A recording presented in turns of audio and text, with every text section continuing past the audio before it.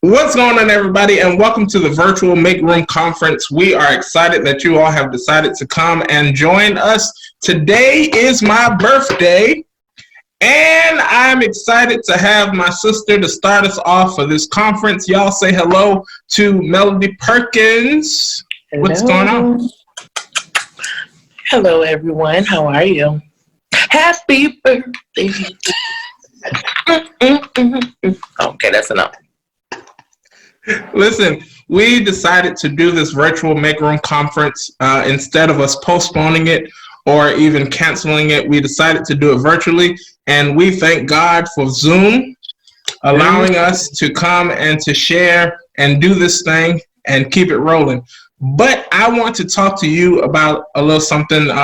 People have never really seen us have conversations about different things. Growing up, we grew up in a musical home. Mm-hmm. And one of the things that I wanted to ask you was, how did you feel traveling with our parents before and after their divorce? Traveling with them in the music industry, because you did most of the traveling. I came in on the tail end of Savannah Community Choir. But how did you feel doing all that traveling and watching them sing and all that? Well, first of all, it was very, very, very enjoyable. I remember as a little girl getting on the bus and singing to the choirs would sing at different venues and different churches. And the most thing that sticks out for me is the robes. They had a lot of robes. And it was nothing for the choirs to just pack a meal and get on the road, get on a bus. It was very enjoyable. I mean, me as being a singer, I learned a lot as far as like the travel side, and as well as, dealing with people, in and out of town, because it's a different atmosphere you singing at a concert here in town than you singing at a concert out of town. Right. So you have to govern yourself accordingly and kind of adapt to your surroundings when it comes to music. But we nowadays in services, we tend to feel out the atmosphere before we get ready to sing. Yeah, and that's how we choose our song. So, traveling with mom and dad before the divorce, it was, it was fun. We had a lot of good times, even before you came along. The travel, the music. I remember mom, dad, and Auntie Esther had a group called ESP. And they used to sing together, and for years people thought that Nana, which is his sister, his baby sister, was his wife, and mom was his sister. So it's just the music biz is real strong, and it's real heavy. But when it comes to local, I would say in our area, we don't have many that are being pushed to, go out and be on the music scene. We have a lot of talent here, but we don't have a lot of people being pushed to pursue and do their dreams and, make CDs and this, that, and the third. I know a recent one, Mr. Gary Swindell, he had a live recording, and another one, he's on the rise, Mr. Calvin Ford. Right. He'll be coming out with something soon. So, it's a lot of people, and even with myself, I'm getting younger, but, we have to learn how to push each other and learn how to be more supportive. I'm so glad you said that, because one of the things that I see here in Savannah is that we have to get out of that mindset of I'm in my clique, and if you're not in that musical clique with me, I'm not going to associate with you. You know, or I'm gonna speak, but it's not like I'm gonna come and support your stuff, or I won't come to your concert or something like that because you're not in my clique. How do we get out? How can we break that cycle of saying like it's not about just one clique or one group, but it's about all of us trying to make it? Exactly. Breaking that would have to start with us. Because I remember years ago when we used to have concerts every weekend. Right. There was no Saturday or Sunday that went by that we weren't going to some concert, JEB, Savannah Community Choir, Mass Production. We were going to somebody's anniversary, somebody's conference, somebody's revival. We don't even have revivals anymore. Right. You know, and it was always something, musically, it was always something to do in town. Always. And we used to, even after church services, we knew when we got out at 12, we had to go home, get something to eat. Mama had the clothes already laid out for the evening service. About 3 or 4 o'clock, we was headed back out the door. Right. And we were going to somebody's anniversary or somebody's musical. And that's what made it so much fun, especially for little kids my age, me, Donyetta, Mandra. We had so much fun growing up in the Savannah Community Choir. We were the babies of the choir. Right. And, you know, we felt like, shoot, it was a privilege to get together, get on the buses, and, we about to go somewhere. So going out of town for us was nothing. We enjoyed it.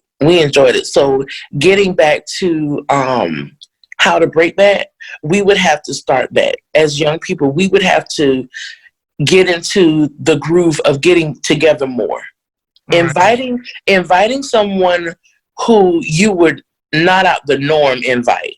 You know, right. You know, reach out to those who you rarely see on things like this or out in the public, or say like some of these younger singers that are coming up need to meet some of the older adult singers, because listen, reaching back, and some of these hymns the hymns are our foundation. They are the base and the root of the music. So if you don't know a good hymn, you don't have a good hymn under your belt, you need to reach back. And that was one of the things that Savannah Community Choir taught musically, and that it was such a big pillar of the city. That choir, everybody knew about that choir, and I was honored, even though I was a young boy growing up and coming in on the tail end of Savannah Community Choir to the finale and all that stuff. I enjoyed telling people that our mom had a song she had recorded, dad had recorded, and they have songs out there. We got recording artists as our parents. That's right. And, you know, that's just something amazing and big. And when you hear Savannah Community Choir, it sits on a high level. Yes. But it's like it's died down and everybody's trying to push and get their own thing. And we're not getting nowhere. At all. We're still in Savannah. Exactly. Exactly. Yeah. That's what I've been stressing. Y'all need to hear me. Listen up, people. We are the world. We need to go back to our roots, okay? Y'all be laughing at me, but we are the world. Get that out of your head. Okay. Y'all gonna come together one of these days, and y'all gonna sing that song for me. Okay. All right. We're gonna play a game. It's called Song Association. I got this game from the Terrell Show on YouTube, and I decided, hey, why not do it for the conference? Instead of having singers just come on and sing, why don't we make it fun? So, Mel, I'm going to give you a word. Okay. You have about 10 seconds. Okay. Let me get my clock. You got about 10 seconds to sing the first song that comes to your mind. Uh-oh. Keep it what that word is. Okay. It don't matter what it is.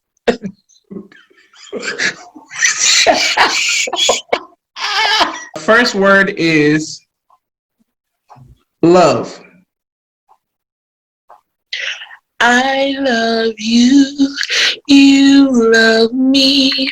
We're a happy family with a great big hug and a kiss from me to you.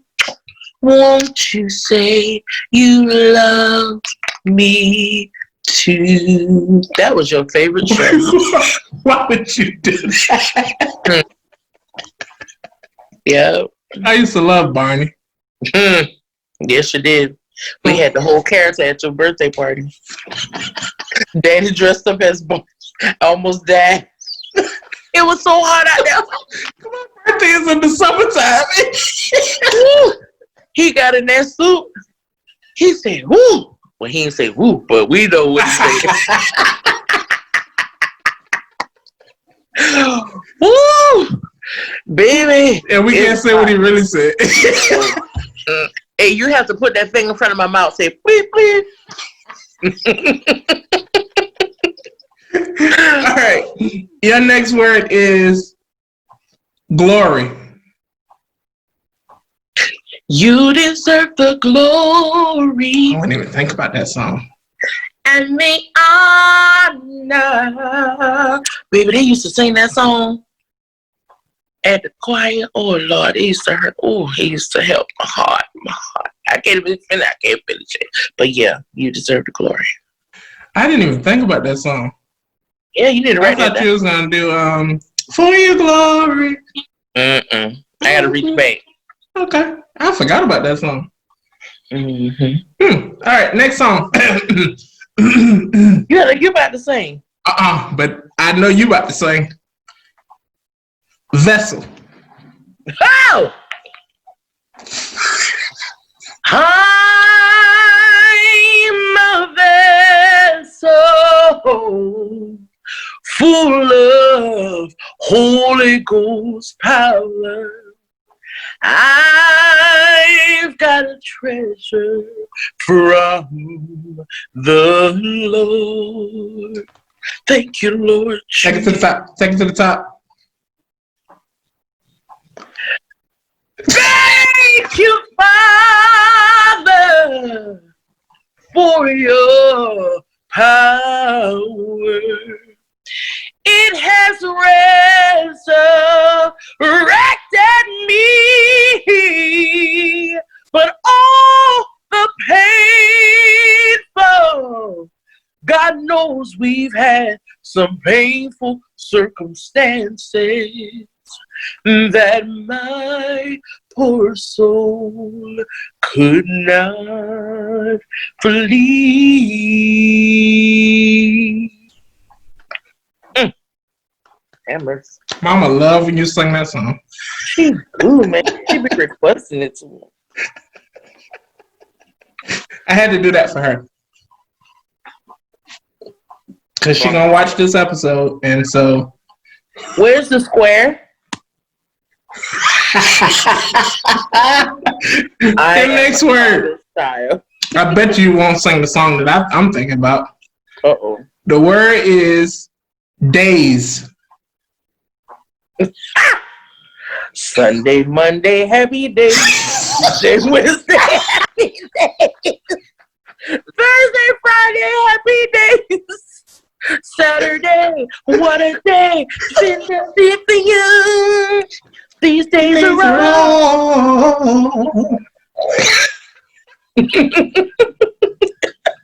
What were you thinking? Come on now. Oh! The kingdom shall reign over on the earth. Bam, bam, bam. Sing to the ancient of days. You used to love to pull that out the hat. What? Oh my God. Ancient of Days was the bomb. I said, not again. I used to love, I'm going to go listen to that when we get off the phone. I'm about to cut my speaker on. Oh yeah. Oh, I love that intro. Dun, ticka, dun, ticka, ticka, dun, ticka, dun, ticka, dun, ticka, dun. Yeah. Okay. Okay. Your next word is blessed. Blessed, blessed, yeah, blessed, blessed. You're blessed in the city. We're blessed in the fields. We're blessed where we come and where we go.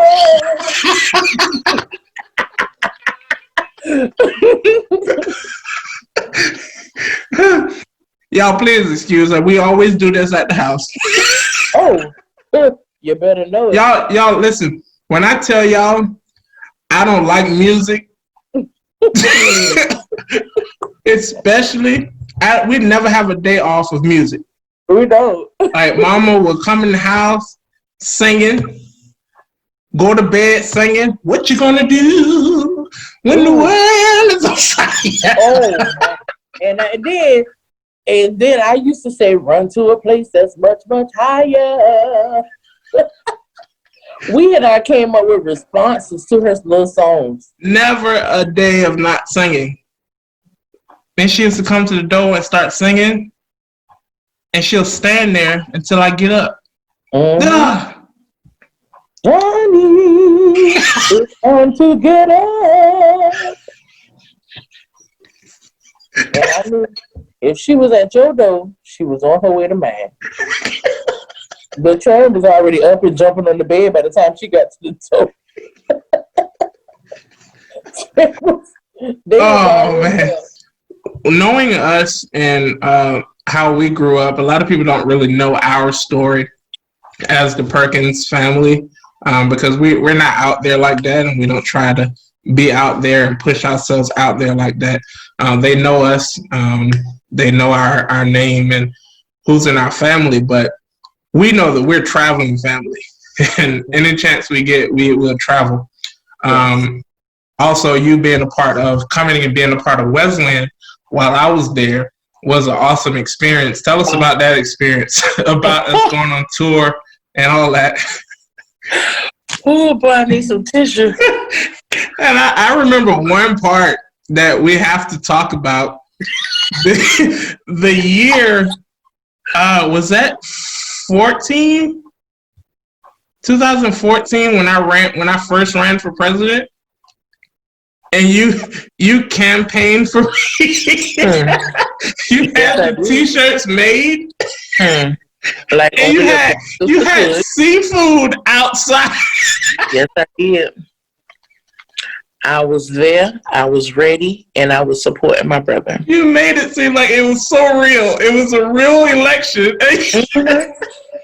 Oh, yes. Listen, if they didn't vote you in as president, I was shutting that place down. I lost that year, though. Yeah, you did. We stuck it out. Yeah. And we still went on tour, and we still had a good time. And I think because of my ability to stick it out and to stay with them was giving me the opportunity to see God was saying, your time is coming.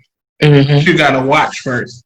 Yeah. And so after that year, I was able to win the next year. But tell us your experience with Wesleyan.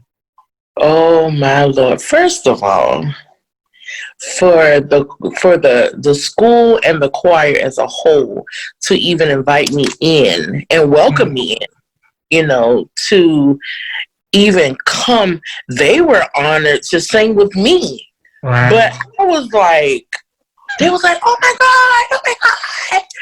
But I'm like, no, I'm honored to sing with you all, because it was like, Wesleyan was what it was. They were popping. They were the sound. They were what we felt with Savannah Community Choir. Yes, we found that sound in the youth. Yeah. And it was like, oh my God, it was so refreshing to even come to a rehearsal. The rehearsals were worship services. Yeah, yeah. There was never a rehearsal we didn't come to where there was a dry eye leaving out of there. We always had worship in a rehearsal. at Savannah State. And I really enjoyed that because that was my outlet too. Right. You know, because I really didn't have anything outside of church that I could go to or any function because at that time, some of the concerts and stuff started dying down at that time too. Yeah. So, you know, me coming into Savannah State and coming in, being a part of Westland was like a breath of fresh air. It was like, oh my God, I could be a mentor to them, but they could be a mentor to me as well musically. Right. You know, and I felt so welcomed and with open arms, and then to be able to travel and go on tour. 10 cities in 10 days. Oh my goodness. All the way up the East Coast. Child, when I tell you, with a cramped bus with your luggage in that, you got to climb over the luggage to get to the restroom. Yeah. Or to the front of the bus. Yes. Oh my, no, not only luggage, you got to climb over people. Yeah. We're laying on bodies. We're laying on the ground. Yeah. Laying in the aisle, laying. You got to climb over bodies to get to the front of the bus.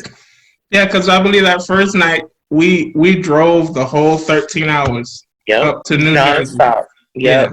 That drive, I applaud those drivers. Those back in the day drivers. Yeah. Oh my God.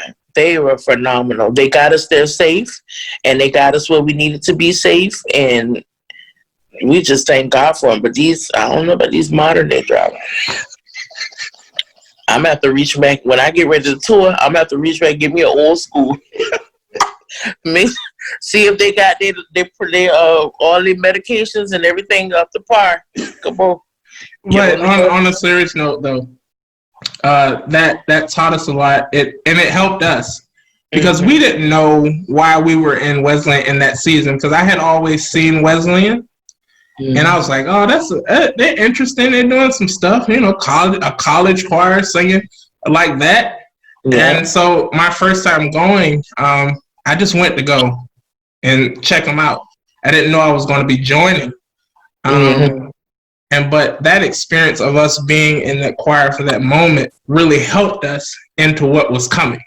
Because we did not know that our mom was going to get sick. Yeah. To the point of almost losing her life. And dealing with kidney failure. And then recently having to lose her leg. But the strong faith that she had and that she still has. And it showed us how to have strong faith. Yes. Because there are moments, you know, that we're kind of like a laid back family, and we don't like to let people see our emotions and stuff. So it was like kind of hard for us to be on tour and to get that call that she was rushed to the hospital. And for us to still push, still worship God in the midst of that. What would you say to those young singers who might be dealing with so much stuff on them, like family members getting sick and things coming at them when they're trying to go the right narrow, trying to minister to God's people, but it just seems like because I know at that moment we was like, we got to get back to Savannah. But what would you say to those young people? I would say push through your pain. And oftentimes that can be hard to say and hard to even grasp to do. But what I do, I always keep a pen and pad with me at all times. Even beside my bed, I have a pen and pad. Mom always said, if the music's in you, you're gonna be surrounded by it, and it's gonna be in your head constantly. And I find myself waking up to music, going to bed to music, and not so much saying that it's from my phone or from the radio. It's in me, right. And so I wake up sometimes in the middle of the night with a song or a word, and I start writing. So I would say, keep your pen and pad, because you never know when God gives you things. We may think it's oh, where did that song come from? But no, that could be your next big break. God giving you a one line can flourish into a full, complete song. I have many songs that are written, and I know that God's going to move in my favor soon, for me to get out there and do what, I'm supposed to be doing musically. But I don't let that stop me from writing, and on the aspect of singing, I sing through my pain. And oftentimes I see, now that you're in the ministry, you preach through a lot of situations and circumstances that we have going on. Right.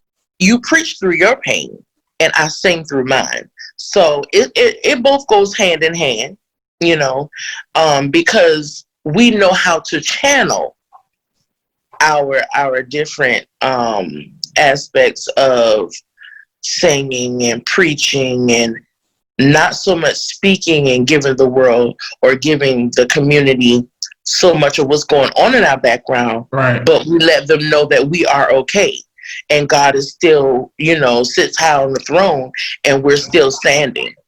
All right, your last word is teach.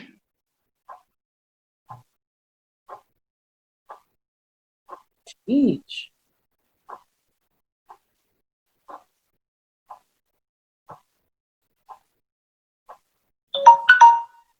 Oh, time's up. How do you not know? Is there a song? Crazy. How you gonna give me a I just picked random song, except for Vessel. You ain't did no research. Except for Vessel. That's the only song I was concerned about. Teach. Wait a minute now. Teach. There is a song with teach in it. Yeah. I was about to say, Lord, teach me. No, they ain't even had that song go. That'll go though. Lord, teach me day by day.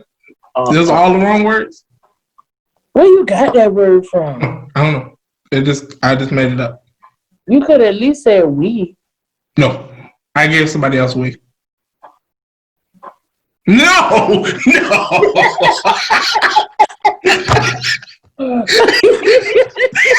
I didn't even think about that. But no.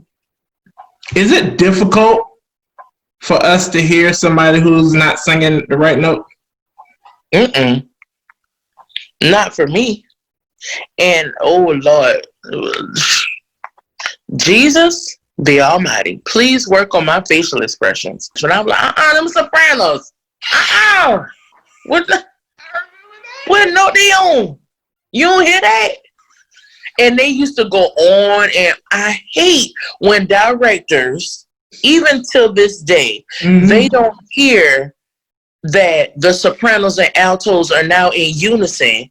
And now your tenors are singing alto, but you're supposed to be on your own note, sir. So now I'm in the alto section trying to give y'all note. And y'all need to be singing the right note. I know the congregation be like, oh, shoot, look at her face. Yeah, it's hard sometimes. It is. It's really, really hard, because I be in the mic hard trying to get them. I be trying to give them their note. But we do have that ear, and it's hard sometimes to turn it on and off. But when you hear a sound and you know how it's supposed to sound, it's hard to break away from it. Yeah.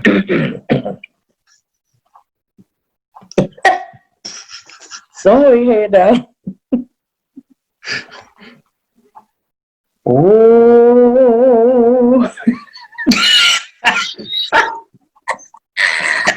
I'm trying to see. No, this is a song. This is a special dedication to our mom, because she loves this song.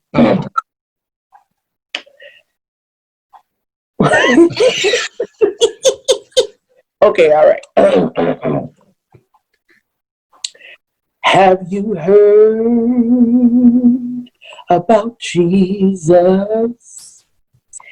He died on Calvary. He died to save you and me. He died to set men free. Has anybody heard about my Jesus? He's always there. Can I get a witness? Mm-hmm. Every one of your trials, He is the only one who really cares.